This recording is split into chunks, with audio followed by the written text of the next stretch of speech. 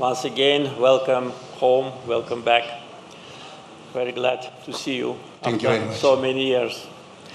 Of course, if you look at the development of relationship and also visible part of relationship, of course, with the Republican administration, our relations always been much more productive, fruitful, and result-oriented. You can just look at my communications with American leaders, presidents, and everything will be clear.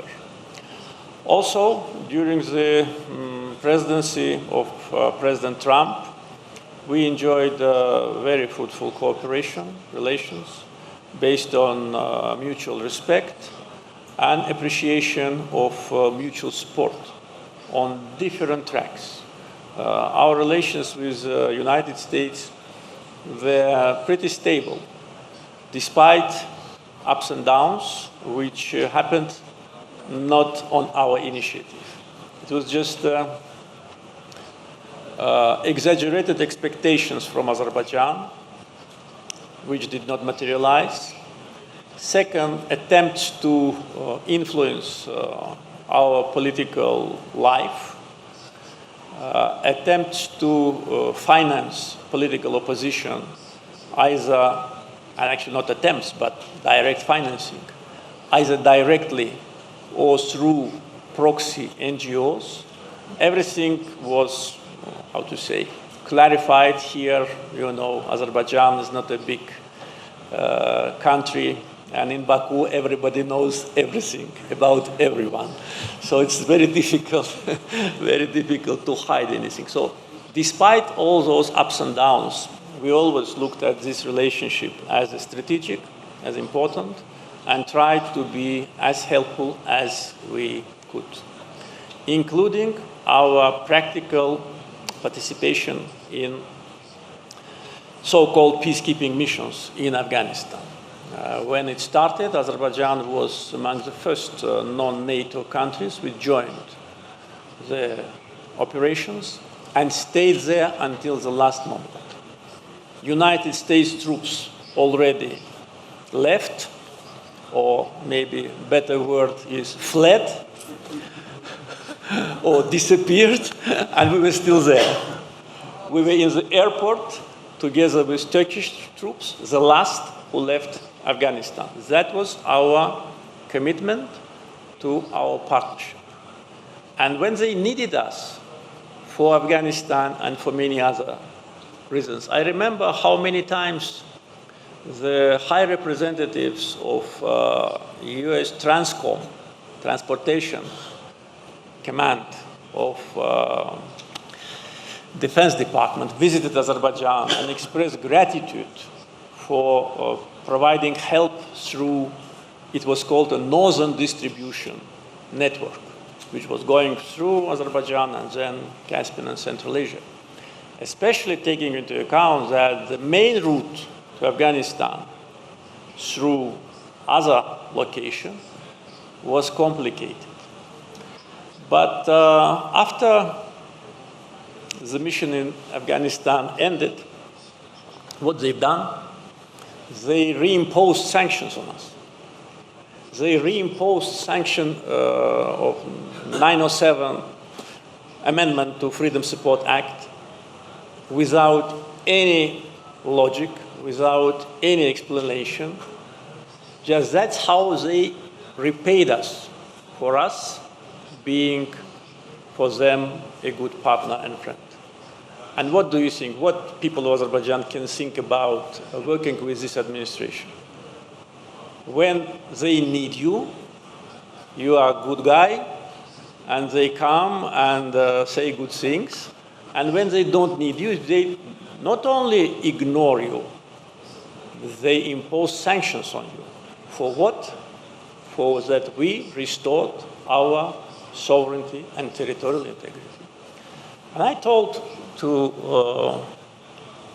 practically to all the leaders whom I met in Oxfordshire just a couple of days ago, because all of them were asking about Armenia, about peace treaty, as if they resolved all the issues in Europe and the only thing left for them to be happy is to see what progress we have with Armenia. I was surprised that in all these conversations they were raising this issue.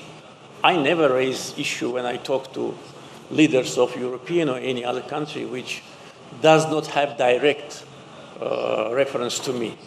I concentrate only on bilateral, but okay.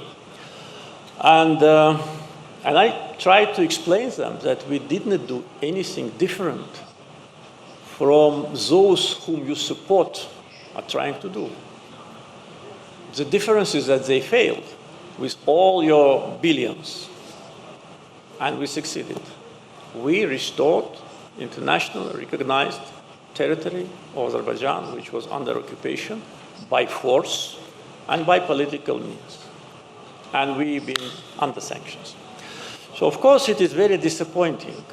More disappointing were the vocabulary which was used during different public events.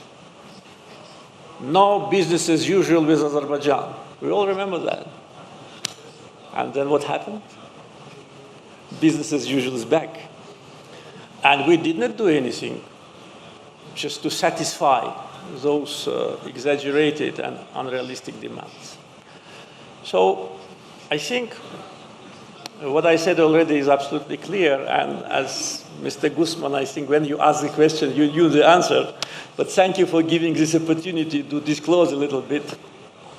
We are deeply disappointed with the attitude of this American administration to Azerbaijan, one-sided approach, attempts to build dividing lines in the Caucasus, a very strange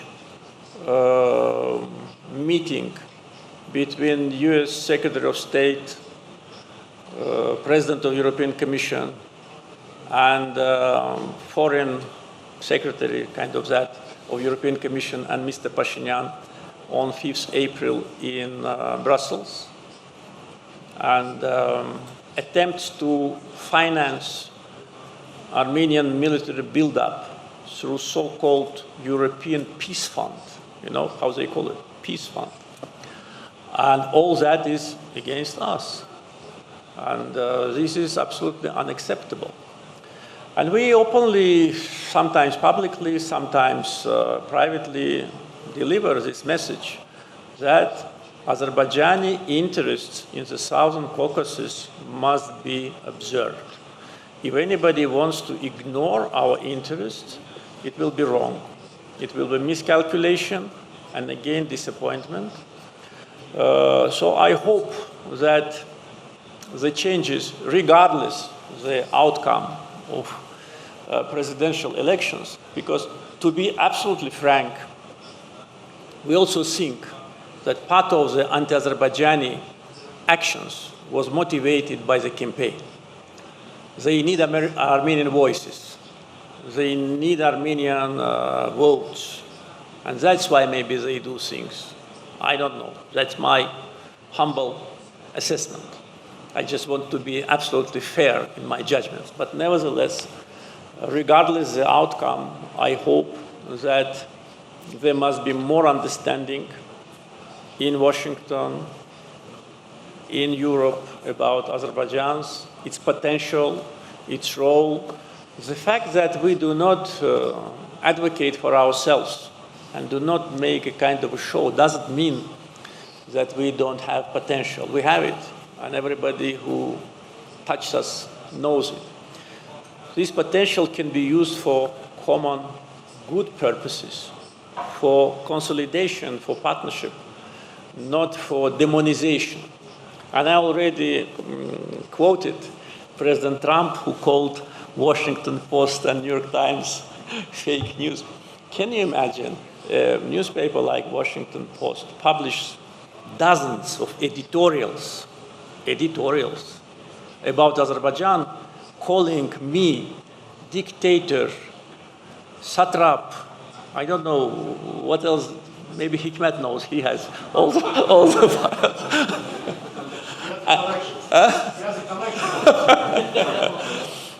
So, but once again, Rami is very glad to see you. Hope you will visit.